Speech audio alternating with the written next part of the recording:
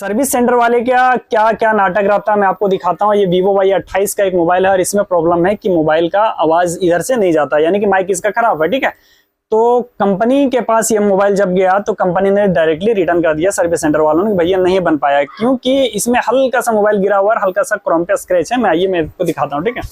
ये देखिए बिल्कुल माइनर स्क्रैच है, यहाँ पे आपको दिख रहा होगा, ये बिल्कुल हल्का सा स्क्रैच है, जिसके कारण जो है सो कंपनी ने रिटर्न कर दिया कि भैया ये मोबाइल फ्री में सर्विस नहीं हो पाएगा, इसका पैसा लगेगा, ठीक है। कस्टमर हमारे पास लेकर के आए, बोले भैया हल्का सा गिरा हुआ था तो उतना में ये लोग नहीं लेते हैं, हकीकत में नहीं लेते हैं भैया। हल्का फुल्का भी स्क्रैच अगर होता आपका मोबाइल में तो नहीं लेते हैं, उससे पहले आप स्क्रैच देख लें, उसके बाद सर्विस सेंटर भेजें। पानी में गिरा हुआ रहेगा फिर भी नहीं लेंगे आपका।